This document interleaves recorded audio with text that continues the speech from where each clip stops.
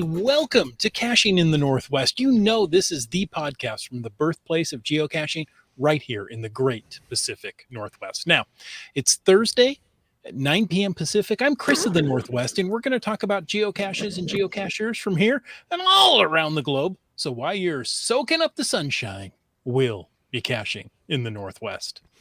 Yes, that's right. And tonight we're going to talk about how to level up your adventure labs with GSM times 2. Welcome, Scott. Oh, thank you very much. I'm excited to talk about this. This is going to be a good one. Can't wait to hear. As always, live audience, jump on into the chat and we know you will. But you need direction because that's my role here.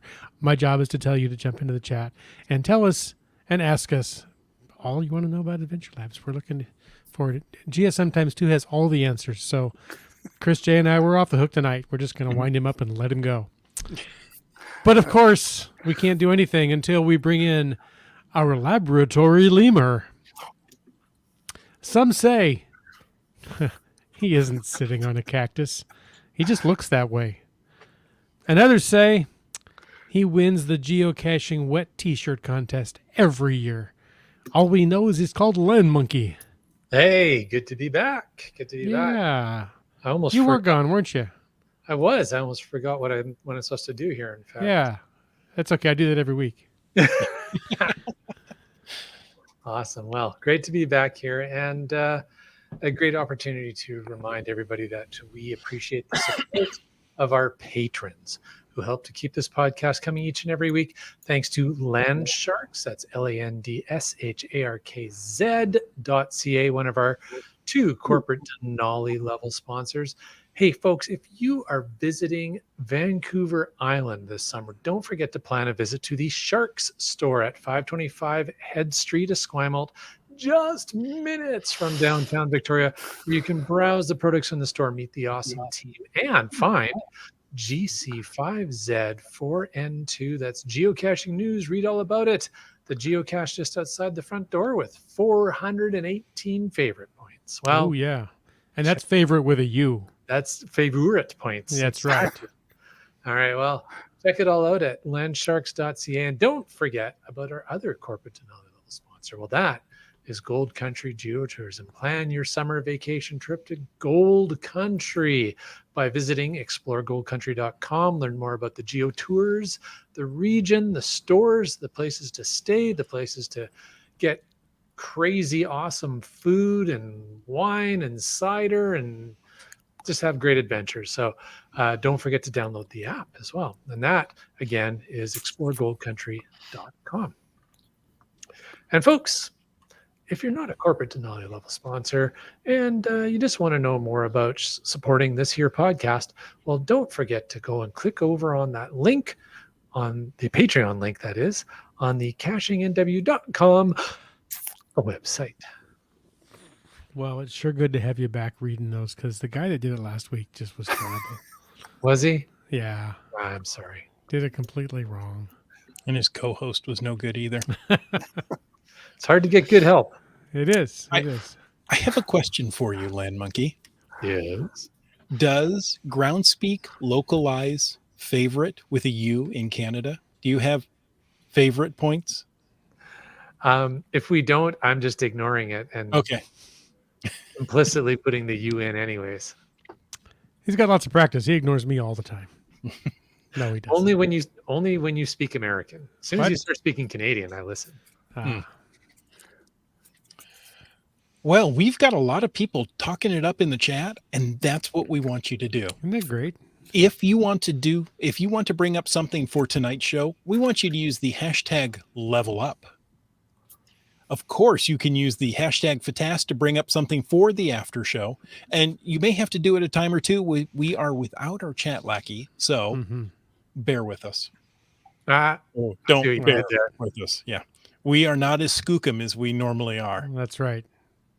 And of course, you can use the dual hashtags, podcast baking and podcast drinking, to tell us what you're working on tonight. Okay. Hey, we've got some news. I'm going to let Land Monkey read this one since it's, well, Canadian-ish. Absolutely.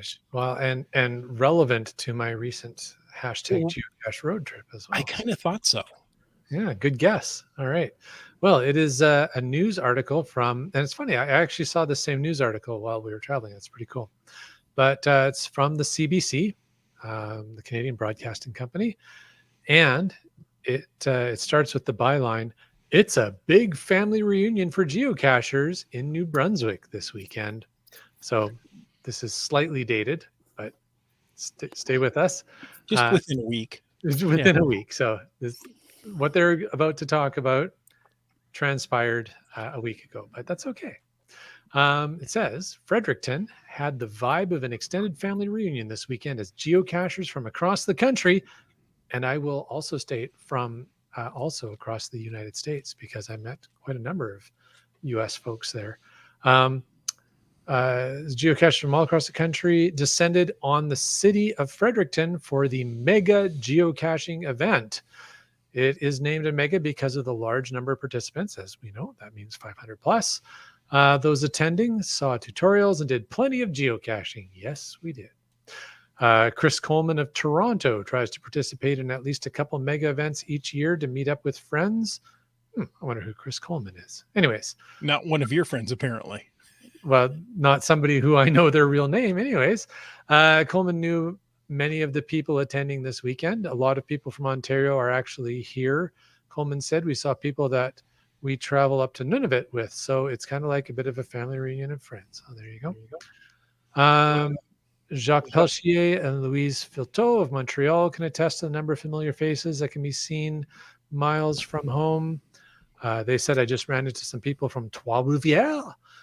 We knew and we run into people we know frequently, said Peltier.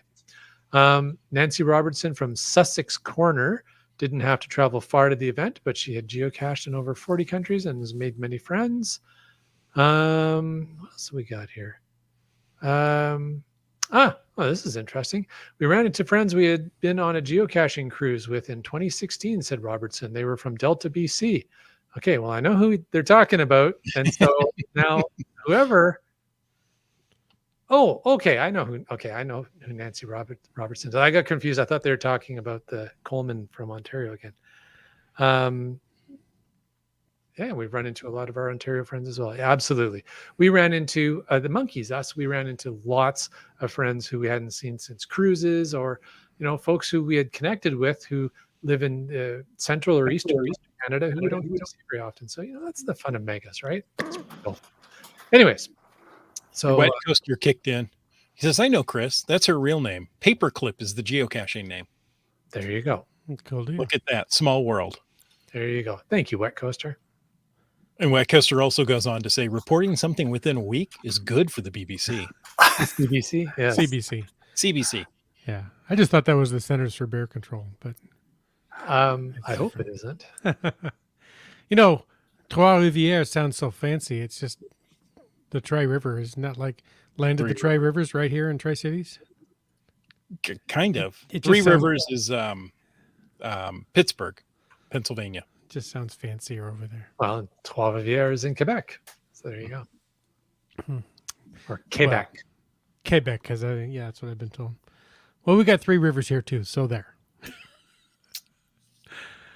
All right. Well, hey, there's such great things going on back there, and we're glad you had a good time back there, Land Monkey, but we're glad you came home and joined us back here on a Thursday night. And I'm scrolling to look for the message I found, and because I said that, I'll never find it on time, but there you go. Komokino says, yay, Monkey is back.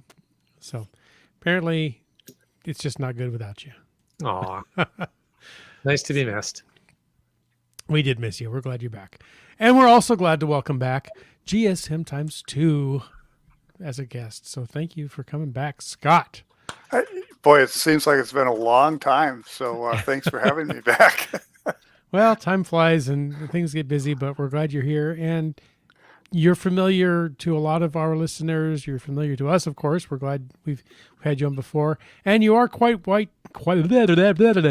rewind that. You're also quite well known in the geocaching community. But, there might be a listener out there who hasn't been blessed by your wisdom and knows all about you. So Take a second and give us your elevator pitch and tell us about yourself. Well, started geocaching November 2014. I have a lot of hides and a fair amount of finds. Um, got my Route 66 T-shirt because I was the curator of the Route 66 Adventure Lab series and also did California Highway 1. And then I have also presented, I think, at 11, maybe more, mega events. And including this year, I was over at Geo Woodstock 2023 and Cache in the Bay 2023, where I did a presentation on leveling up your adventure labs. Sounds familiar. You know, we should talk about something like that. Let's do it right now. Oh, okay. Kind of does tie in, doesn't it? Well, you know, speaking of that, you've appeared here on Caching in the Northwest and several other podcasts. I do listen to other podcasts, and you're on them. Discussing adventure labs. Now, tell us your experience with adventure labs and you know, kind of your history with them. Well, I love them. I've done over about 1,500 locations, which I don't think is an extraordinary number. I think what makes me a little bit different is I have access to 3 different premium accounts, and I've also been involved in 5 different projects, and so I have 25. I've created 25 adventure labs, 180 locations. And among those things that I've done, like I said, I curated the historic Route 66 and the California Highway 1 series. And yeah, and then I did a presentation there at Cache in the Bay. It was recorded, and we have the show notes will have a bit.ly link to the presentation, which lasts about 36 minutes. There you go. Oh, very good. And There's a link. There's the link. Yeah, it's it's bit.ly, bit.ly, and it's pretty easy. It's 43 capital D, capital C, small c, capital G, small d for the listening audience. You can stop, write that down, and and then go watch that presentation. I think we'll that's my repeat it password 72 times, so you'll never forget it. I think that's my password. You just have to figure out which website it's to. Yeah, all of them. All of them. Of course. Because make all your passwords the same. Nothing could go wrong. Much easier. Yeah. No, don't do that. And then write it down on a Post-it note. Yeah. You know, if you put it under the keyboard, nobody will ever see it. My network administration teacher told us that the single greatest threat to network security ever invented was the Post-it note. How true. Hey, Funny. Bell on the Move says, I was at the Mega in San Jose, California. I missed this talk at the event as I was entertaining 2 new geocaching families. And that's a and good also reason to he miss. put together a couple of the gadget caches. So yeah, great. Hasn't been geocaching for a long time, but a great addition. As a matter of fact, he just hosted one of the Maker Magics and just opened up his garage, and a lot of good geocaches were created there that day. Well, that's awesome. Fun. Fantastic. All right. Well, hey, while we're talking about maybe getting people caught up on things I might not have heard about, Scott, can you tell us a little bit about the Lincoln Highway Route 66 Adventure Lab and the Highway 1 series, all these big Adventure Lab projects you've been involved in? Sure. Lincoln Highway. Lincoln Highway was the original first mapped out highway in the United States, running from New York to San Francisco. KC_11 curated that and got a bunch of geocachers to make a bunch of adventure labs, and I was privileged to do one of those. And then in the process of doing that, came up with the idea of somebody should do this on Route 66, and so I went ahead and did it on Route 66. Got 84 geocachers They created 94 adventure labs, 852 locations that stretch all the way from Chicago to Santa Monica. And I had such a good time doing that I thought, gee, somebody should do this on California Highway 1, which runs from San Clemente up to Montecito, or not Montecito, Mendocino Coast County. And so we got 52 geocachers, 57 adventures, 556 locations. And yeah, that was quite a challenge because we know that 65 miles of the Big Sur coastline has absolutely no internet connection. So my next little project was trying to figure out how to do adventure labs without an internet connection. Right. Spent about 3 months doing a lot of experimenting, running around with my phone in airplane mode, and came up with a document that tells how to do it. And then also was working with Cache Advance with Lisa and made a video that shows you about an 8.5-minute video. So yeah, so got a little bit of experience. I won't say I'm an expert. The only thing I'm expert of is being me, and I'm pretty good at that. Well, But you know, that's it. they say to be a leader, all you have to be is one step ahead of the people that you're leading, right? So Yep. you led the way on a lot of things. We appreciate all the work you've done. And Keats94 added in the chat a big thanks to inspiring us Canadians for creating the TCHALS, the Trans-Canadian Highway Adventure Lab series, if I said that correctly. Yeah, you're So- going to have those guys on and explain where it is and how it's going and how Well, that it's in project is Canada. I can tell you that right now. It's spoiler alert. Yeah, and runs as across how it's Canada. going, it goes east-west or Yeah. west-east, depending which end you start on. Yeah. So, Or west and east if you start in the middle. ooh. But you then can, you're in the bounce prairies. back and forth, and you What know, are you that's, doing? you know. Yeah, it's probably better if you start at one end and go across. Okay. You choose. and then come on down and go up the Route 66 back There the you other go. direction. Go across Route Okay. Route 66, come back up Highway 1, Yep. and you know. Go to the Lincoln Highway, just crisscross, crisscross, crisscross. Okay. If you start on the east coast of Canada, go to the west coast, you could come down Highway 1 into California, catch 66, and head back up and, to the east coast of the U.S. Oh yeah. It's Yeah. a big triangle. Well, and then let's not forget that Washington has their own coastal That's right. adventure lab series. Yeah, you you'd go. follow that down to connect to Highway 1, right? Mm-hmm. Something We just like got to that. get Oregon involved somehow. But you know they're going to do it different. Well, Have you yeah. been to Oregon? They That's do how everything. they do everything differently. Yeah, that's what I'm getting at. Yeah. Gotta love Oregon. That's just how it runs. All right. Well, hey, there's some great stuff out there. The bottom line is there's a lot of adventure labs out there to find, and you're responsible for organizing a lot of them. Well, thank you. Now, Geocaching HQ has made some changes recently. They I think we talked about it in the podcast earlier, but they've made a change that reduces the maximum geofence to 500 meters for all Adventure Lab stages. How do you deal with this new change? How do you interpret that? How it's, Well, I interpreted that the locations, the geofencing for each location can't be more than 500 meters, which is about 0.31 miles of 31 miles. And you know what? I think it's a good idea. When I can't remember if it was 100,000 or 50,000 it was meters. big. Yeah. So 32 miles or 31 miles or 62 miles. I think if you're a location-based game, bringing location back into the game is kind of a good idea. And But go Gio, ahead. sometimes too, you just said there's a 65-mile stretch with no internet on Highway 1. That's what I was So getting at.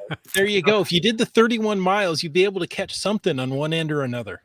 Well, the key to doing adventure labs without an internet connection is load it in before you lose your connection. Load it in. Don't exit the adventure lab. Don't exit the app. don't run your navigation, don't run your auto app navigation, because it will take over and kick out the Adventure Lab. So that really is the key. This is really not going to affect that. So, you know, you're going to have it loaded up. You're going to go into there 15 miles, and you're not going to have internet connection, and you wouldn't have had it otherwise. You're just going to have to get closer I'm glad for you that clarified answer to that. pop up. Yeah, I'm glad you clarified that, because I wasn't clear with some of those ALs, like the T-Chals and the Route 66 and all these ones where there's long stretches where there may not be data coverage if that was handled by just creating huge geofences, or if the geofences are still, you know, relatively small. But there's, as you're explaining, there's just steps one must take to deal with the fact that there's no data at that location. Yeah. Yeah. And if So- you've got the Adventure Lab app open and you go through that geofence, that bit is flipped. So you can answer that at any time. As long as, like Scott said, you don't log out or close it. Well, you could answer it. You could answer that location. If you log out, you're not going to be able to answer the farther locations. But you know, we're creative people. we're creative people, and sometimes we're creative to create, you know, these geo arts, and sometimes we're creative to solve problems that are out there. Starcasher says, my phone doesn't like the offline adventure logging. When I answer wrong while offline, the adventure app often freezes and I have to restart the app and the adventure. So I need online access to restart. So you should try it, Starcasher. Once you go through the geofence, that should be, you know, should turn that answer on for you no matter where you are. And even when you're offline, it's okay. You can go answer it later when you're online. And for Starcasher, I would say go out, do some around town where you have data access, but put your phone into airplane mode and turn off Wi-Fi so that you get practice before you need it. That's training. That's preparation. That's training. Yep. That's a thinking right there. I often see on my phone when I'm looking at location settings that it says, "Oh, location is more accurate if you leave Wi-Fi enabled." Is that? Do you find that location accuracy is severely diminished if you don't have Wi-Fi turned on? I've never experienced that. Okay. I've never even knew about that. It's probably just marketing hype. No, actually, the phones will go out and look for Wi-Fi hotspots or SSIDs, and those have already been mapped by Google, so they have a location attached to them. And based on the strength, they can estimate a distance, and it gives you another form of triangulation. Okay. Yep. So, yeah, that's true. One more. Keith says, I have a good phone plan. I'm with Freedom Mobile. It sounds so liberating. And holy moly, it's tough to get data reception outside of BC. Yeah. And good night to Keats, by the way. He says it's 1:30 a.m. on the East Coast where he is. He's so. Yeah, I think what Keats was saying is not that he has a good phone plan, but have a good phone. He's giving the advice to do that because have a good phone plan. Very familiar with the Freedom mobile phone plan, and it is not a good phone plan if you are playing geolocation games. Gotcha. So I think he's saying don't use that one. Okay. Gotcha. Okay. There you have it. So make sure you get a good. If he isn't, I am. Okay. Well, there goes another sponsorship. That's right. Yeah, I was really concerned about that Freedom mobile sponsor. I know. I'm back here to screw up all your sponsorships. Who are we going with now? Rogers, AT&T, or no? Anyway. Hey, let's go with leveling up your adventure labs. That's even better.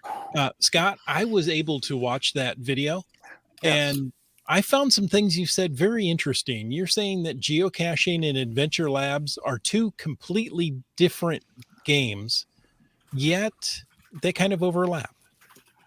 Some people say they're two different games using the same score sheet. And you know what? I can't disagree with that. because when you really compare them side by side, they are more different than similar. You know, they're both location based. That's the similarity. Mm-hmm. But Mhm. you know, when you're geocaching, you're gonna go find a cache. You're gonna sign a log. You're gonna log it online. The CO, well, gonna change this. CO gets an email, but now the COs are gonna get an email if you write a review, and you can hide an unlimited number of geocaches. You know, within Mhm. 100 miles or some, you know, not clearly defined distance from your home. Adventure Labs, you don't do any of that stuff. Well, except now you are going to get an email. But, you know, basically you go to a location, find and answer a question. And now in the last week, and I've gotten a couple of them, and I'm really excited about it, that you do get an email, which was really beneficial because one person's comment was not everything worked as designated. And I emailed the person. I said, "What didn't work?" And Yeah. she told me, and she's right. I had put in there, this is, you know, it's 5 digits, and it was and I had put 5 digits in a comma, and Uh-huh. that's not, you know, that's junk in, junk out. So that was really fabulous. That was Good really nice. I'm feedback. glad Yeah. yeah, great to have that feedback because, as we know, until a week ago, you had to go in and look at the Adventure Labs to see what Mhm. the journals were. Um, and then, you know, the other thing is they've really they've followed similar but different paths. Both Geocaches and Adventure Labs. geocaches and Adventure Labs. They both started out, you know, geocaches started out hikes, really interesting places, uh, more quality over numbers, over Mhm. quantity. Mhm. And Adventure Labs, when they were first introduced and you were only going to get one, Mm-hmm. I think everybody did the best job that they could to do that. And even at this point, you know, most people have less than 7. So if that's only 35 locations. If you were only going to be able to set 35 geocaches, I think you'd set the best geocaches you could. And, Mhm. you know, but then, you know, geocaches, then the micros came into the urban areas. And we were looking at a lot of lamppost caches and guardrails and so forth. But then people became clever, and we started getting some clever hides, caches in plain sight. And then people like Bell on the Move and others, WV Tim being the grandfather of it or the godfather of it, started doing with gadget caches. And Adventure Lab's kind of the same thing. You know, it started out quality over quantity. But right now, there's a trend to doing geo art, where you can go to a rest stop in Tennessee where 30, 36, 34 people got together, and you can do 145 adventure labs at 145 locations. One Facebook person said that was an hour well spent. And Wow. yeah, so it makes me wonder, you know, I mean, geocaches, they had power trails and we have geo art. Makes me wonder, okay, we've gone to the power trails and the geo art in Adventure Labs. Where do we come where we're going to get the gadget caches and the clever hides, the equivalent Mm. of those? And Mhm. that's, to me, that's what leveling up your Adventure Lab is about. Wow, an hour at a rest stop. I don't know if my family could endure that. Right. Yeah. Well, and you know, you're just answering multiple choice or true Right. false questions. Right. I was recently on a road trip and stopped at a road stop. Uh, uh, what is it? Rest stop. Rest stop. Thank you.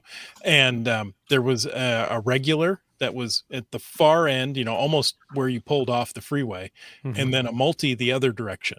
So, you know, I mean, there was only like 3 or 4 stops, and you know, my family's like, "Okay, we're done with the bathroom. Can we get going now?" So, Yeah. I've heard that from my family many times. Many times. So yeah, so can we level these up? Can Well, we okay. make them So better? in your presentation, you warn that there could be challenges in leveling up an adventure lab. What does that mean? What challenges are you going to come across? Well, the first challenge is if you're going to have a complicated adventure lab, you're going to write up a description to tell people what is necessary and how to do it, and that certain things are going to apply here. But that start button is right there. So if people don't stop and read your description and hit that start, they're going to miss that. And also, geocachers have a habit. They've established a pattern of not reading descriptions of the geocaches. So that's going to be your first challenge. Um, the second is people will, like, and sorry, land monkey, but sometimes some earth caches scroll till you get to blah blah Yeah. blah. What's the questions? So let's keep our descriptions short. Let's keep them precise. Do your research. Don't just take a picture, don't take a picture of a plaque, take it home, type that up as your location, and then, take a word off of it, and that's your answer. Do some research. Find something that interests you that will interest them that you can't find at the plaque. And yeah. And then another thing that you can do to make them read the descriptions of the locations is to make your answer two parts. One part comes out of your description, and the other part comes out of the location. Now, if you talk to Seebeck Tribe, she will tell you that created a problem for her. She, right in her initial description, like the second line was to avoid frustration, read the descriptions. Mm-hmm. She did a 10-stage location. One of her journals says, "Well, thank goodness I learned to read the descriptions after the first one." Another person never did it. She went through all 10. Her journal is this, I had to go to the internet on 2 of this. It took me up to half an hour to find the answers, and she didn't need to do that. She just needed to RTFD. So, Read the fine there's description. there's one of the challenges. I'll have to say I was there when that adventure lab was released, and I did it. And I have to say it is a little awkward, once you go through and find out what you have to do, then to go back a step, read through that description, find out what you're looking for, then come back and answer. It is. So I mean, you're all in this, it's all in the same app. The information's there. It's just an awkward movement. You're used to keep going to the right. And here you have to go back to the left. And it feels just feels wrong. awkward because Mhm. we are used to, or many people are used to being adventure labs being 5 quick finds. Yeah. Mhm. And there's another challenge is their expectation is that it's going to be 5 quick finds. Now, and what you're describing strikes me as funny because people will spend 20 minutes looking for a bison tube Yeah. in a pine tree, and yet they're going to complain to us that we didn't tell them that the answer was THREE and not the number 3. If it makes you feel better, Scott, I'll complain about the bison tube and the pine tree as well. Okay, very good. That does make me feel better. Now, I learned, it was from MC3 Cats, who says, when you ask the question, I always put in parentheses, a single Yeah. number or a word, Yeah. Mhm. rather than, is it spelled out 3 or the number 3? I don't know. Right. So, Right. Yeah. It's in German. 3 in German. Yeah. I mean, we do, and I highly recommend that people do that because because they're going to rate you down that you didn't do it. That Sure. they actually had to try 3 and then 3. Right. But Right.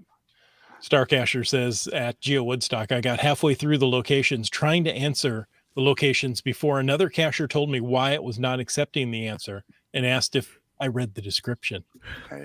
yeah, because at Geo Woodstock, I used a technique where they had to have a code word, and they had to look up that code word. The the Adventure Lab was self-contained. All the information that you needed was there. So somebody could have done it from anywhere as long as they spoofed the phone. So I made them go and find a code word, and they had to put in that code word every answer.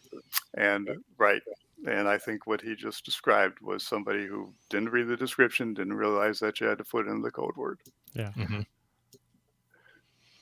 Yep. UDAC says I did one of GSM times 2's ALs with a local puzzle cache owner and was surprised he had a hard time with one of his leveled up ALs because she didn't read the description. Yep. Yep. Yeah, that is a common challenge that we're going to have is training people to read the description. Yeah. So can you give us an example, maybe brief? We're already 36 minutes into this show, which is utterly amazing to me. The time's just gone by. Can you give a brief example of what a leveled up adventure lab looks like to you? I'm going to give you 3 examples. Okay, I'll let you do 3. Okay, one of them, and I own Land Monkey came up with the term self-guided tour to describe kind of your basic adventure lab. You go someplace, you read about it, read the description, find out about it, answer a question, and you move on. Well, in Bellagio's walk around Ojai, walk in Ojai, we did something a little bit different. Did something that I like to make videos. So what we did is we enhanced and put videos in. We enhanced it because when you break into the geofencing, you're not where the answer is. What you have to do is watch the video where we're going to making a series of right and left turns for a couple 100 yards or maybe less, and then you get to where you can answer the question. So just a little bit different. We had a lot of fun with it. Definitely people who don't read the description have a lot of issues with it. People who don't break the geofencing before they watch the video have a little bit of issues because they get to the answer and it's not up yet. But that's that. I thought that was a pretty good example of an enhanced self-guided tour. Okay, so go ahead, Whitson. You maybe asked the same thing. If you're watching a video, that's, I assume, streaming over data. What if you have your phone in airplane mode? I wouldn't be able to do it. Right. Okay. You have to be online. Well, okay. Kind of. Yeah. I mean, you can't load in you could. There are ways you could do it completely data free, but you would really have to plan ahead. Okay. You need data for adventure labs, basically.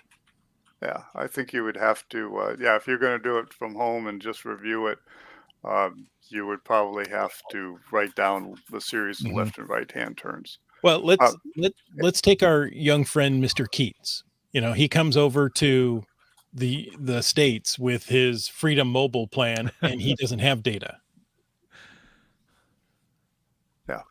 Yeah. That's going to be a problem. So anyway, what has the response been to that particular adventure lab?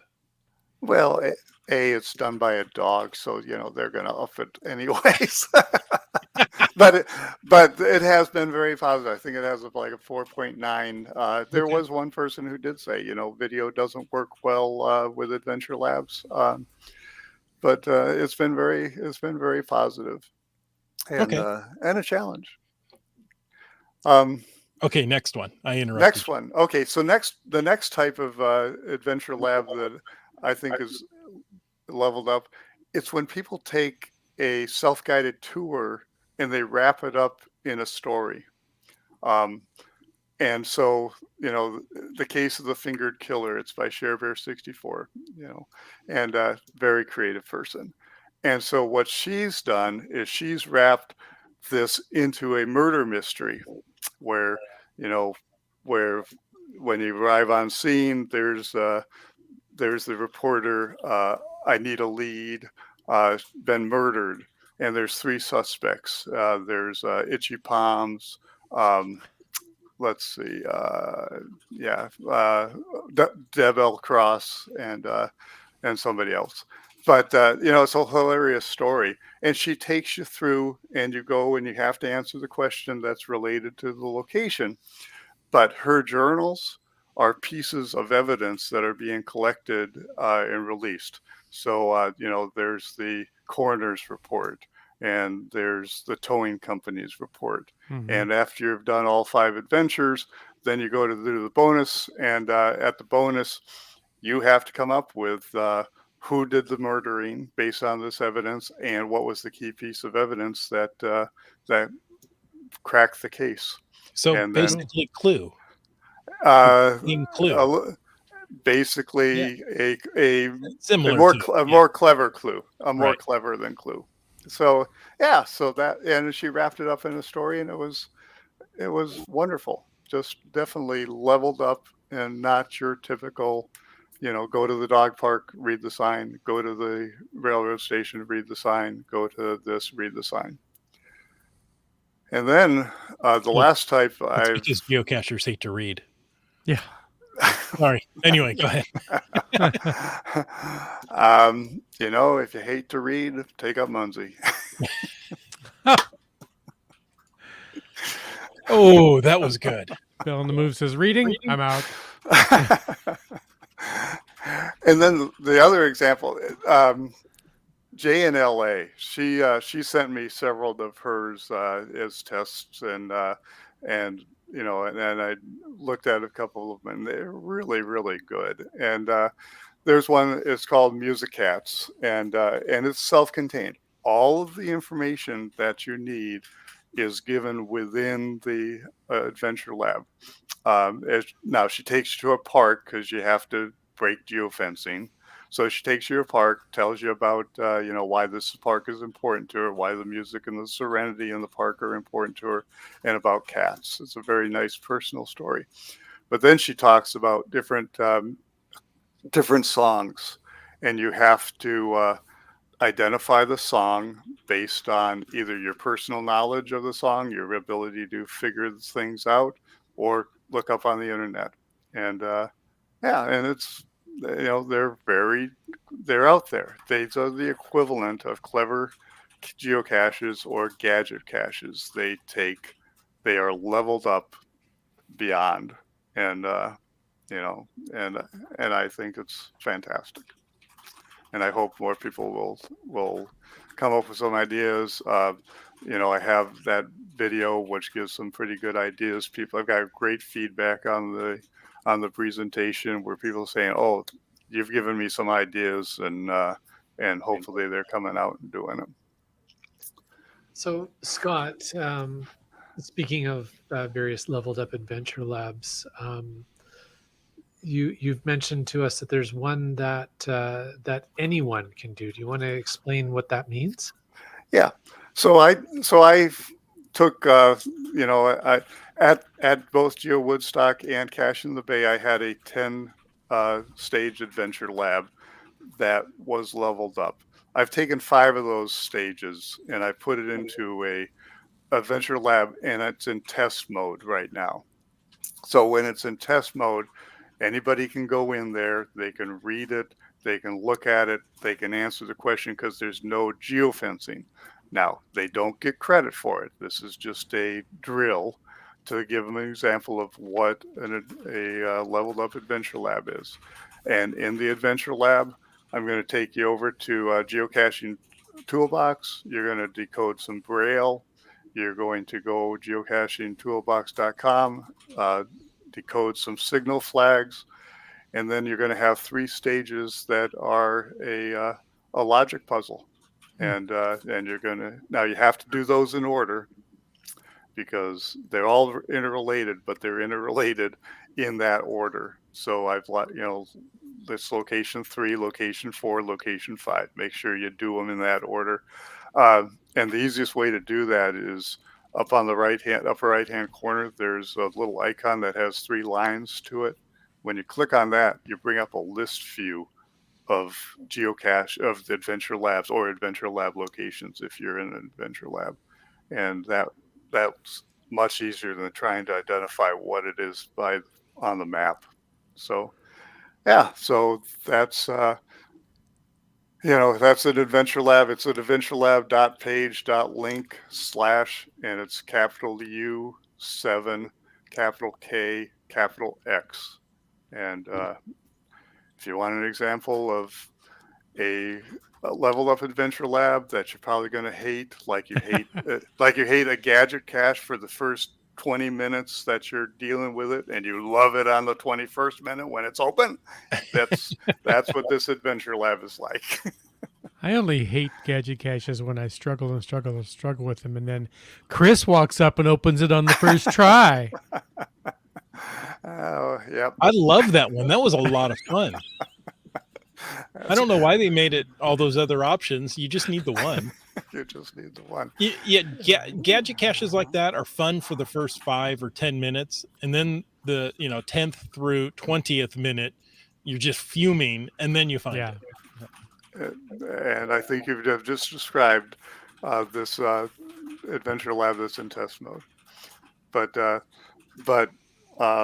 one that was in Cache in the Bay, it's still rated 4.7. So but of course that's only rated by people who completed it, by the way. Not the people who did not complete it. Well, those are the only people you want to get feedback from anyway. That's right. Starcacher loved your logic puzzle on the GeoWoodstock AL. Nice. Oh, thank you. Good feedback. And let's see. Let's read this in order from UDAC. Fu Manchu in my area had a couple of multiple choice questions for his AL by Dodger Stadium, and one of the questions had part of the coordinates to the bonus cache. So you really had to read everything and take screenshots, or you lose the ability to go back to the coordinates. Interesting. So I've always seen the bonus cache coordinates put into the journals, so you can go back and look at them. Well, first I'm going to tell you that when we did Fu Manchu's, we did not read everything. We got to the end. Where's the bonus? And we actually had to log into a sock puppet account to go back so we could read the questions and get it. I have another friend of mine. He did one of the California Highway 1s. He takes you to one location, tells you all about it. The last line of that location description is, you're 6 feet from the bonus cache. Here's the coordinates. I didn't read the whole description. I missed it. Oh, Bell in the Move says, I'm working to release my first adventure with a gadget cache bonus cache. Oh, there we go. And that's one of the ideas that when you watch our video, why can't we have Adventure Labs that take you to 5 different gadget caches, or 5 different Earth caches, or 5 different highly favorited caches? Because the guideline says you can't place a location, you can't place an object as part of the Adventure Lab, so we can't put a code word in a Altoid tin, but nothing says we can't go to previously existing or caches that meet all other criteria and can be independently done. So there we go. There's a good idea for everybody who's listening to this. Find the best, most favorited caches in the area and take people and show them to them. They'll really appreciate it. And get 2 first. There you go. So it becomes it becomes a self-guided tour of the top geocaches in your area. Yeah. Interesting. And you can go back and edit an Adventure Lab. So if you decide, hey, this cache is better than the other, you can keep that as a rolling top 5 list. Yeah. Or if one of them gets archived or something. Well, yeah, happens but I to it. mean, this puts the impetus on the hiders to try to get into this top 5 list. Yeah. With one caution, make sure you're only editing your location. Don't archive your location. Yeah, Edit good your tip. location. Wet Coaster says, I did an adventure lab in Winnipeg where I had to start each answer with a code word from a cache near the first stop of the adventure lab. Same owner for the adventure lab and cache. Yep. That sounds familiar. Like something you would do, GSM times 2. It does sound kind of familiar. I did that with one of mine. My first adventure lab that I created. People are using things like what's the signpost and so forth, and I wanted to come up with a way that was better, and so I created a cache. It's called the Ojai Adventure Lab starts here. You go to the cache. And it's just a basic traditional cache. Everybody can sign the log, put it away, and it's have nothing to do with the adventure lab. But there is a pin glued in there, and it has words and numbers, and those words and numbers have to be on in every answer. Kind of similar, very similar to what we did at Geo Woodstock and Cache in the Bay. There you go.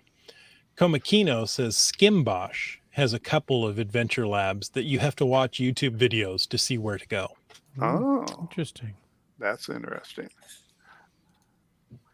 So Bill on the Move knows about them. He loves the Skimbosh adventures. Yeah. And Jay in LA did the same thing, contacted a whole bunch of the geovloggers and had them make little segments for her. Nice. Yeah. So UDAC thought GNLA was one person, but I think there are a couple. Yeah, it's not N, it's and. It's the ampersand and. J and LA. Gotcha. Bell on the Move says DNF Hound has a lab that is exciting to read. The adventure is essentially a great sci-fi novel. Fun. And a hilarious sci-fi novel. Yeah, I did the adventure lab, came home, read it to my wife, who's a muggle, and she absolutely loved it. It's fantastic. My wife really enjoys doing adventure labs. Mine too. Yeah. I mean, you're not typically walking in the woods, trying to find this bison in a pine tree, but nonetheless, it usually takes you to very interesting places. So,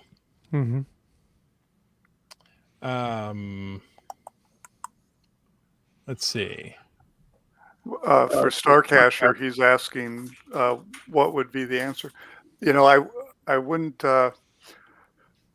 You might just ask something like, "What's the door?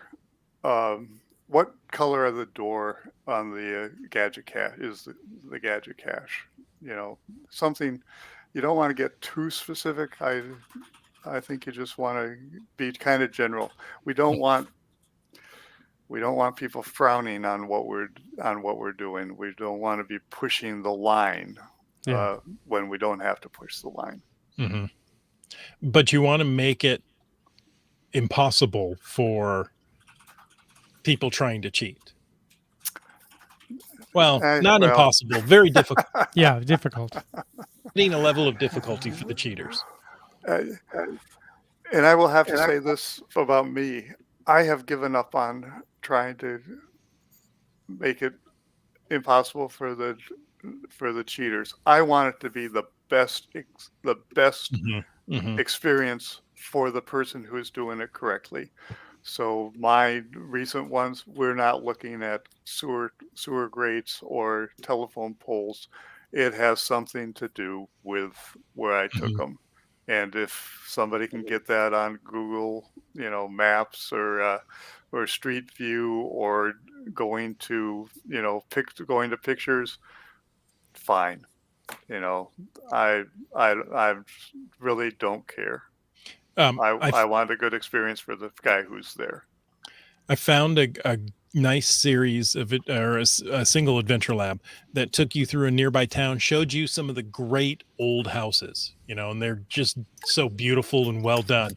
And you walk up and you're looking at manhole covers or utility covers on the ground to get a number or a code or a word. Yep. Like, that's not what you're supposed to be looking at here. So, very good example, Chris.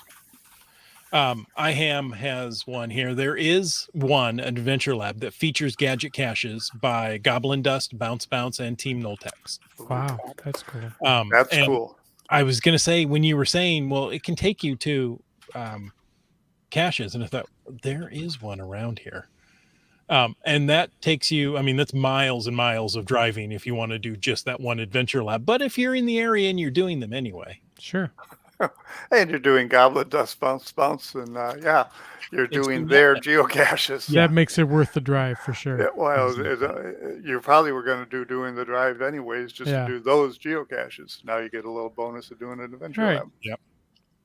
Well, GSM times 2, thank you so much for coming on tonight and talking about how to level up our adventures. I've got some ideas. I've got an adventure lab credit and a couple for the WSGA that I need to put out. So I'm going to put some work into that and try to come up with something good. Sounds great. I hope that I've inspired you. That was the whole intent of this whole presentation, was to inspire people to come up with creative ideas. Fantastic. And listeners, thank you for tuning into this episode of Caching in the Northwest. We hope you've been inspired as well. Absolutely. We want to take a moment to thank Land Sharks, LANDSHARKZ, and Gold Country Geotourism, our corporate Denali level sponsors. Landsharks.ca is the outdoor adventure and geocaching store. Check them out online, and they're shipping those orders daily. And for absolutely amazing geocaching adventures, check out exploregoldcountry.com. We want to thank all of our faithful Denali level supporters: Land Sharks, Gold Country Geotourism, Team Squirrel, Groovy Owl, Cool Cow Cachers, and Cashly. If you want to know more about supporting this here podcast, well, check that Patreon link on the CachingNW.com website. Like Skyhawker did. And Green Words. Ooh, and Mountain Bike. Hey, we are officially endorsed by Mountain Bike. Right. We've made it now. We've arrived. And just finding our way. Broncos fan for life. Kev MacD. Korsgat. Kitty Quest. Ari 5, 4, 3, 2, 1. Buenos, Seattle. Flagman. The Camp Clan. Dora Moore. Subway Mark. MC3 Cats. B Pendragon. Segehove. J Carr. Wet Coaster. GeoNav Pro. Anteus. Hey, how about this guy? GSM times 2. I've heard of him. Yeah. Shh, don't say anything about him. I think he might be listening. You never know. I've also heard of Just Carlo. I saw Just Carlo just last weekend. All right. Ackerdoc. Active in the chat, UDAC. Alarubric. Geocaches. Gas Station Tuna. You Talks to Rocks. Seabeck Tribe. CRS 98. Kid Vegas 19. BC Rock Crawler. RAR 285. Limex. Genies. Trexer. Boomer 365. Team Noltex. Peach of Washington. Hebnerv. The LG 9000. And of course, the good folks from Logwork. And again, Scott, thank you so much. We appreciate it. And thank you all for taking the time to listen to this episode of Caching in the Northwest. Your support helps keep the quality shows coming. If you like the show, click the Patreon link on the CachingNW.com website. If you didn't like the show, let us know what you want us to talk about. In either case, please subscribe wherever you get your podcasts and give us a review. Now, if you were in a restaurant, you would tip. If you were in a live audience, you would clap. But since you're on a podcast, why don't you leave us a free, fast, fabulous, fantastic 5-star review? You can call into 253-693-TFTC and leave us a comment, ask a question, or ask HL to give us all an AL credit any time of the day or night. And of course, you can email us at feedback@cachingandw.com. Join us every Thursday night at 9 p.m. Pacific for a live show and even livelier chat. This show is produced by Chris Umfenauer, Jim Paulwoods, Jay Kennedy, and Brian Lang. It's licensed under a Creative Commons Attribution 3.0 license. Copyright 2023 by Chris Umfenauer. And folks, I ask you to stay tuned for The After Show. The After Show. Starcacher wants to know, is there an analog version of Gold Country? So, yes. I think the most well-known analog version of Gold Country would be the Geo Tour books that you can. Oh, yes. There you go.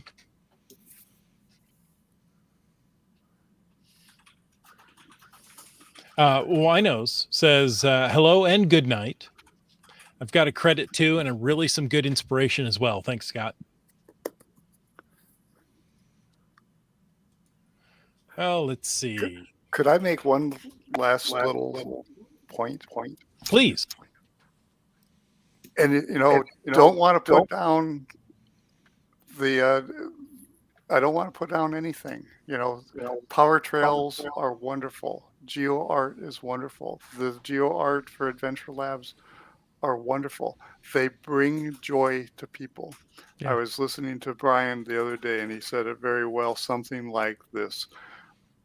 There are so many aspects of geocaching. Find the parts that bring you joy and do them, and leave the rest for others to enjoy. Yeah. That's right. So very true. I mean, there are so many aspects of geocaching, right? Some people are wildly into coins. And yes, maybe they geocache a little bit, but they're into it for the coin. That's great. That's the aspect they found and they love. Other people are, I don't know why, but they're really excited about earth caches. Go figure. Yeah. Only because it's the best type of geocache, but Okay. it does require reading, so maybe it's not for everyone. Yeah, That's they're the right. same ones that asked for extra homework in school.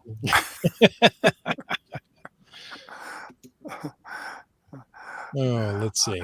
I sometimes wonder if they put the 1,024 character limit on earth caches, would we like earth caches better? Well, maybe before the end of this year, there'll be a book to help people write better earth caches. There you go. Couldn't like them any more than Land Monkey does. Hey, not every earth cache is created equal. That's true. That's true. Wino Seattle says, I love my waymarking. There you go. A lot of That's people awesome. enjoy that aspect for sure. I have to say, the comment came in and we'd already moved on, but UDAC was very surprised, GSM times 2, when you said, if you don't want to read, play Munzie. Yeah. Yeah, so you can blame Scott for losing that sponsor. Let's see. Keats is the Cross Canada road trip is still going well, off to Mabau tomorrow, and eventually the Newfoundland. I like saying it that way. Newfoundland. Still lots of kilometers ahead. And he just missed the monkeys in Fredericton. I saw their signature at the mega event log, though. That's almost like seeing the monkeys. Yeah, almost. But yeah, we missed seeing Keats as well. We were hoping to, but we had a big agenda, which we'll talk about another time, but definitely saw lots of familiar faces. Yes. We're all going over to Starcacher's house because, 15 minutes into the show, I'm taking a cherry pie out. Whoa. Now, it was store-bought, frozen variety, out of I'm the okay oven, with letting that. it cool for the rest of the show. We don't care. Probably still tastes very good. Yeah, yeah. I've had cherry pies baked for me for birthday cakes because I prefer pie to cake. So Cool. Sad note, we just lost our cherry tree last week. It fell over. Yeah. We were on vacation and my dad says, the cherry tree looks funny. I don't remember it leaning over in the yard like that. Oh no, it's broke. It's gone. Oh dear. That's not good. George Washington chopped it down. Yeah, that's right. UDAC says, I'm hoping to get one more AL credit and put together an adventure lab highlighting the Asian community's contribution to Santa Monica. Interesting. That's a We love it. cultural tour. Yeah. I bet if you reached out to HQ and said, that's what I want to do, who's going to say no to UDAC? I'm not, That's right. but I'm not at HQ, so Oh, yeah. So it doesn't matter. that's right. Kitty Quest likes to have pumpkin pie in lieu of birthday cake, so Okay. you're not alone. Yeah. It can be challenging depending on when your birthday is. Might be hard to get a pumpkin pie if your birthday. Oh, you can always make April. pumpkin pie. I had a sweet I mean, potato you pie know, recently. It's and- pretty good. Really, I mean, you can get pumpkin spice latte just about any time. But why would you? That's right. Just because you can Doesn't mean you should. I don't know. McDonald's doesn't get that much mileage, and when they bring the McRib back, Yeah. out Or of the what Shamrock Shake. pumpkin spice comes out. Yeah. In the Shamrock Shake. There you go. Folks, thank you for joining us. We've wandered off into the world of fast food, and that shouldn't happen on caching in the Northwest. So until next week, get out and get caching.